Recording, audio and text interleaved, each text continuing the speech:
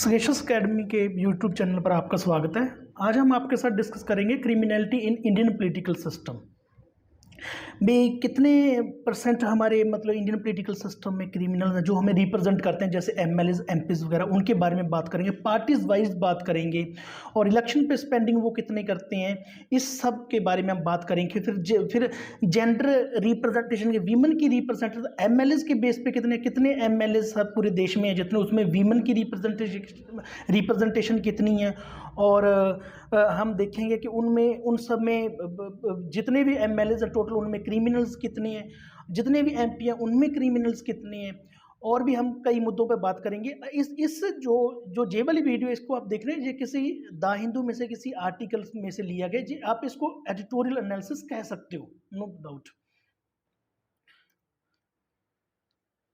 तो हमारे पास पहले तो बड़े क्वेश्चंस क्या हैं आजकल पॉलिटिकल सिस्टम है, जैसे कि हमारे 4001 सीटिंग लेजिस्लेटिव असेंबली में मेंबर है, एमएलएस टोटल हमारे 4001 हैं, और जो हमारे एमपीज हैं वो 443 हैं, 543 हैं। क्या उनमें जो आज के सीटिंग एमएलएज हैं, जो आज के सीटिंग एमपीज हैं, क्या उनमें जो बढ़ती हुई मतलब उनकी बैकग्राउंड को देखकर हम ये कह सकते हैं कि इंडियन पॉलिटिकल सिस्टम क्या फेयर काम कर रहा है या अच्छी तरह से काम कर रहा है? ठीक है, फिर अगर हम यही करेंगे, अगर उनके बैकग्राउंड को देखें, उनकी पावर को देखें, उनकी इन्फ्लुएंस को देखें, सब देख के हम कहें कि क्या हम जो इंडिया जो एस्पायर कर रहा है एक globally respected economic and cultural power बनने का, क्या जो प्रेजेंट सिस्टम है हमारे एमपीज का, एमएलएज का, उनमें जो क्रिमिनलिटी है उसको देखते हुए क्या हम कह सकते हैं कि इंडिया एस्पायर कर सकता है इस पोस्ट के लिए कि वो ग्लोबली एक respected economic and cultural power बनेगा आने वाले टाइम में? ये सब इसमें हम डिस्कस करेंगे। तो अगर हम देखें तो टोटल हमारे जो पूरे देश में जो एमएलएन है टोटल वो 4001 है। उनमें से डाटा के अकॉर्डिंग उनमें से देखें तो जिन पे क्रिमिनल रिकॉर्ड्स हैं, जिनके अगेंस्ट क्रिमिनल केसेस फाइल हुए हैं, वो 44% है। अगर हम 4000 में से 44% निकालेंगे तो ये लगभग 1700 के करीब बनता है, 1770 के करीब लगभग बनता है। ठीक है, और अगर हम एमपीज की बात करें तो 543 हैं। 543 में से अगर 543 टोटल एमपीज हैं और विद क्रिमिनल रिकॉर्ड्स कितने हैं? 43%। और इसका भी अगर हम निकालेंगे तो 43% लगभग निकालेंगे तो ये लगभग 216 के करीब बनेगा ये सारा टोटल। ठीक है, मतलब 216 एमपीज ऐसे हैं जिनके अगेंस्ट क्रिमिनल केसेस हैं, और 1736 कुछ अपने एमएलएज हैं 4000 में से जिन पे क्रिमिनल केसेस हैं। अगर हम देखें यहाँ पर हम एमएलएज की बात कर रहे हैं, इन दोनों स्लाइड्स में, दोनों पाई चार्ट्स में एमएलएज की बात करेंगे।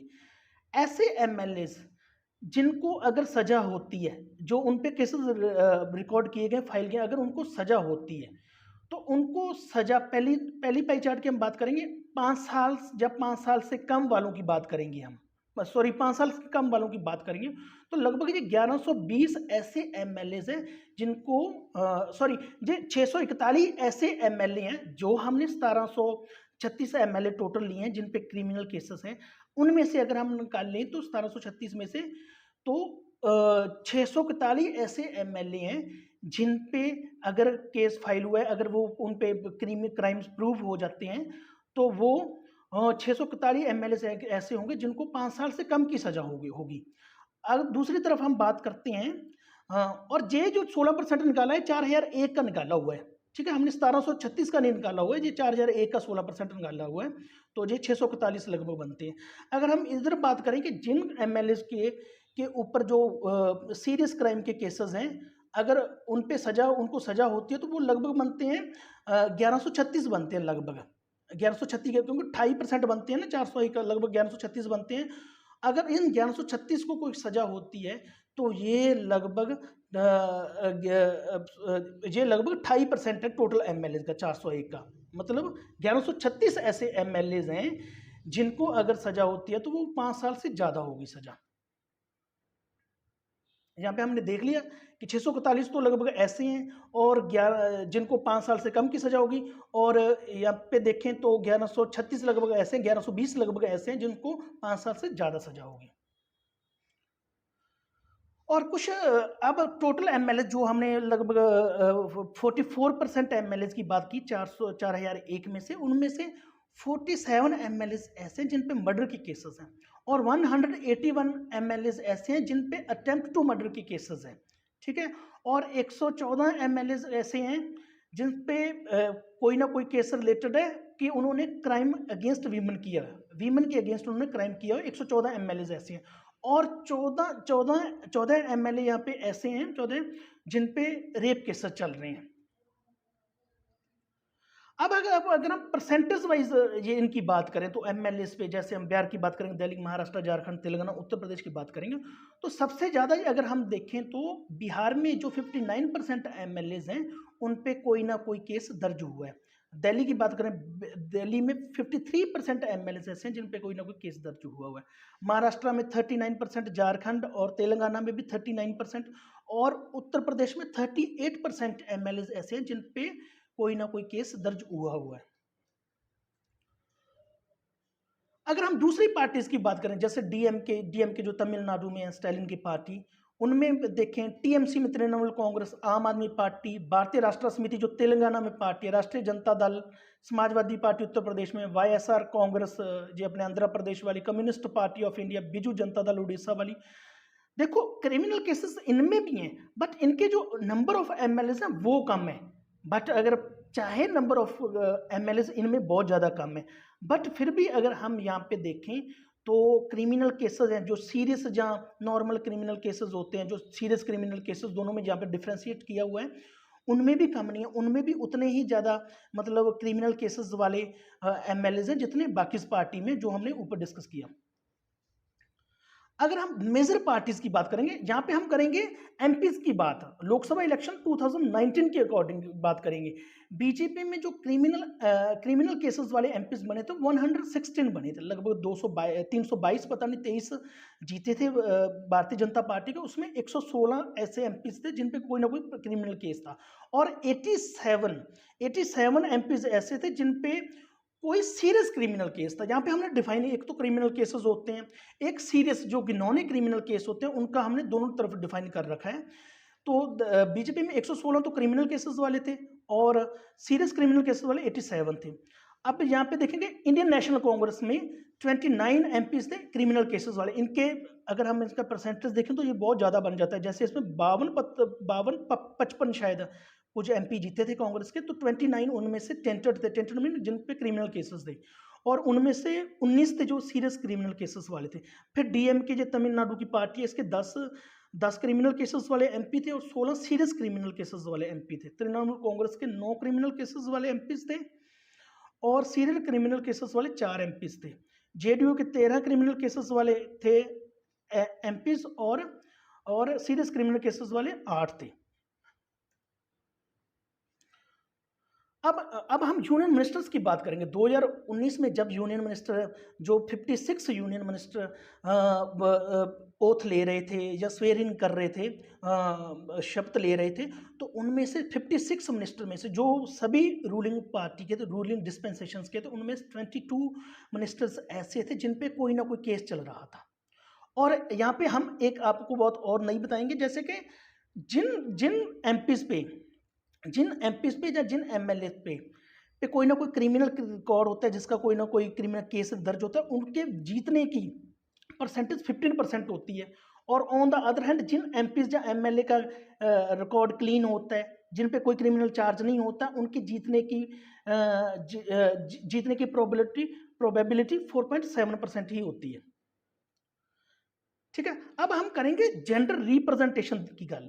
जेंडर रिप्रेजेंटेशन की यहाँ पे बात करेंगे कि जैसे कि 9% जो एमएलए हैं वो वीमेन एमएलए हैं। जैसे 4001 की बात करें तो उनमें से सिर्फ 9% ही इलेक्टेड वीमेन एमएलए हैं, बाकी सभी जो 91% है बाकी वो सभी मैन एमएलए हैं। और जो ग्रेजुएट जब उससे ज़्यादा पढ़े हुए हैं वो 66% है। टोटल एमएलए 4001 में से जो ग्रेजुएट या उससे ज़्यादा वो 66% है। इसका मतलब जो बाकी बचते हैं 34% वो ग्रेजुएशन से कम पढ़े हुए हैं। और एवरेज असेट एमएलए की है जो जितने 4001 एमएलए हैं उनकी एवरेज असेट है 13.63 करोड़। जो 4000 एमएलए उनकी एवरेज है 13.63 करोड़। बट जिस एमएलए पे क्रिमिनल कोई ना कोई क्रिमिनल केस हुआ है उनकी जो असेट है, उनकी जो धन दौलत है वो है 16.36 करोड़। अब कैंडिडेट के जो कैंडिडेट का वेल्थ है जो कैंडिडेट की धन दौलत है उस पर भी डिपेंड करता है। जैसे कि जिन कैंडिडेट के पास 5 करोड़ या 5 करोड़ से ज़्यादा वेल्थ है, जहाँ उनके 5 करोड़ या 5 करोड़ से ज़्यादा असेट्स हैं, उनके जीतने की प्रत्याशा उनकी होती है 30%। और जिनकी 2 करोड़ या 2 करोड़ से कम है उनके जीतने की प्रोबेबिलिटी होती है 8%। तो यहाँ पे वेल्थ डिटरमिन कर रहा है कि कौन एमपी एमएलए बनेगा। ये सब वेल्थ के द्वारा डिटरमिन किया जा रहा है। अब देखेंगे कि जो इलेक्शन पे स्पेंड होता है, इलेक्शन पे जो स्पेंड हो रही है, चाहे वो एमपी के हैं चाहे वो एमएलए के हैं, वो ऑल टाइम हाई है। पहले हिस्ट्री में इतना स्पेंड नहीं होता जैसे हमने 2019 में देखा। अब अगर हम 2024 में भी जाएंगे तो ये जो इलेक्शन पे जो इनकी स्पेंडिंग है एमएलए एमपी की, वो इसी तरह ही बढ़ेगी और तेज रफ्तार से बढ़ेगी। ये अगर लोकसभा इलेक्शन में जो हमारे खर्चा आता है यहाँ पे इंडिया में, वो यूएसए के प्रेसिडेंशियल इलेक्शन से भी ज़्यादा आता है। ठीक है, जो एक्सपेंडिचर लोकसभा इलेक्शन में आता है, जैसे अब 2024 में भी होगा, वो जो यूएस में प्रेसिडेंशियल इलेक्शंस होते हैं उनसे भी ज़्यादा होते हैं।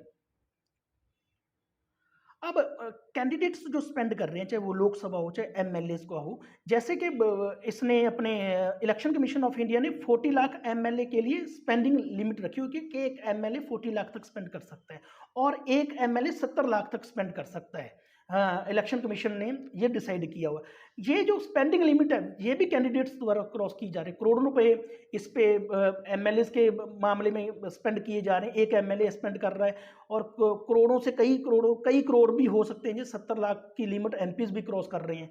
ये 70 लाख की जो लिमिट है, ये इलेक्शन कमीशन ऑफ इंडिया ने 2022 में इसको 90 लाख कर दिया था एमपीज के लिए। ठीक है, अब कुछ लोग कह रहे होंगे ये जो केसेस होते हैं ये फ्रिवोलस होते हैं। फ्रिवोलस में तो मामूली से केसेस होते हैं और पॉलिटिकल मोटिवेटेड केसेस होते हैं। जैसे कि राइवल पार्टी इनके अगेंस्ट केसेस कर देती है। जैसे अगर सेंटर में अगर बीजेपी है तो बीजेपी कांग्रेस वालों पे केसेस कर देती है। ये पॉलिटिकल मोटिवेटेड केसेस होते हैं। बट यहाँ पे हम एक फैक्ट बता देते हैं कि जितने हमने केसेस यहाँ पे डिसाइड किए हैं, जैसे एमपीज के मामले में 43% जो हमारे एमपीज हैं उन पे केसेस तब हुए थे, मोस्ट ऑफ उनमें से 43 में से मोस्ट ऑफ केसेस तब हुए थे जब उनकी सरकार थी, उन एमएलए की। ठीक है, जैसे कांग्रेस वालों के टाइम की अगर हम बात करें तो कांग्रेस के एमएलए या एमपी पे केसेस तब ये रजिस्टर किए गए थे जब कांग्रेस की खुद की सरकार थी। ठीक है, फिर ऑन द अदर हैंड तो बीजेपी वालों की यहाँ पे बात करें तो बीजेपी के तब एमएलए या एमपी पे केसेस रजिस्टर किए गए हैं कि जब बीजेपी की खुद की सरकार है। ये मैंने एग्जांपल दिया है, ये कहीं और भी डीएम के मामले में भी हो सकता है, ये शिवसेना के मामले में भी हो सकता है, कईयों के मामले में हो सकता है ऐसा। तो इससे हम कह सकते हैं कि ये केसेस अगर हम सोचें तो ये मोस्ट ऑफ केसेस ये क्यों है, ये ट्रिवियल नहीं है, ये politically motivated most of cases नहीं है। ऑन द अदर हैंड अगर हम ये मान भी लें कि ये केसेस पॉलिटिकल मोटिवेटेड है तो ये केसेस पॉलिटिकल मोटिवेटेड है, ये भी तो पॉलिटिशियंस की ही गलती है। पॉलिटिशियंस ने ही ऐसा एक पॉलिटिकल सिस्टम सेटअप किया है कि जब वो पावर में आते हैं अपनी अपोजिट या राइवल पार्टी के अगेंस्ट केसेस करना शुरू कर देते हैं, चाहे वो कोई भी पार्टी हो। तो ये पॉलिटिकल सिस्टम को ही चेंज करने की ज़रूरत है। हमें भी ऐसा सोचना चाहिए, हमें भी ये ध्यान में रखना चाहिए कि जब हम किसी पर्सन को वोट दे रहे हैं उसकी बैकग्राउंड क्या है, क्या वो क्रिमिनल तो नहीं है, जहाँ उसकी इन्फ्लुएंस जो है वो एक नामात्र तो नहीं है, वो रियल में एक अच्छा इंसान ही, ये सब हमें देखना चाहिए। और अब हम एक और बात यहाँ पे डिस्कस करेंगे कि जो पार्टीज होती हैं वो भी ऐसे पार्टी, जैसे कि हमने देखे कि विनिंग प्रोबेबिलिटी होती है जिन कैंडिडेट्स का क्रिमिनल रिकॉर्ड है या जिनके पास पैसा ज़्यादा है उनकी विनिंग प्रोबेबिलिटी ज़्यादा होती है। तो पॉलिटिकल पार्टीज भी ये देखती हैं कि हमारा कैंडिडेट कौन सा कहाँ से जीतेगा। अगर उनको लगता है कि कोई क्रिमिनल बैकग्राउंड वाला पर्सन भी जीतने की क्षमता रखता है, या कोई ज़्यादा पैसे वाला भी, चाहे उसने लोगों के लिए कुछ नहीं किया, चाहे वो सोशल वेलफेयर के लिए काम नहीं कर रहा है, तो वो ऐसे पर्सन को जिस पे क्रिमिनल केसेस दर्ज हुए हैं, ऐसे पर्सन को भी वो टिकट देने से कतराते नहीं। बस उनको ये होता है कि हमारा एक एमपी या एमएलए असेंबली में पहुंचे। ठीक है। फिर एक और बात देखेंगे, एक मैंने देखा कि एक आपने देखा कि जिनके पास पैसा जाता है उनकी जीतने के ज़्यादा चांसेस होते हैं। इसका भी एक रीज़न है कि जो सिटीजन्स हैं, जो हमारी आम जनता है, वो मतलब लालच में आके लोगों को वोट करती है। कोई तो पैसे के लिए या शराब के लिए या अदर तरह की जो फ्रीबीज होती हैं जो इलेक्शन के टाइम लोगों में डिस्ट्रीब्यूट करते हैं, जो एमपीज एमएलए। तो जनता को भी ये सोचना चाहिए कि हमें पैसे की ग्रीड में आके या ऐसे किसी की इन्फ्लुएंस में आके, बिना मतलब के किसी के इन्फ्लुएंस में आके हमें किसको वोट नहीं करना चाहिए। ये सब ध्यान रखना चाहिए। और ये हमने आज डिस्कस किया क्रिमिनलिटी इन, हमने देखा कि किस पार्टी में कितने क्रिमिनल केसेस वाले एमपीज एमएलए हैं, पूरे देश में कितने हैं, 543 में से एमपीज में से कितने क्रिमिनल केसेस वाले हैं, और एमएलए 4001 है, उनमें कितने परसेंट देखें तो हम जो एमएलए टिंटेड हैं। ये सब हमने डिस्कस किया। तो थैंक्स।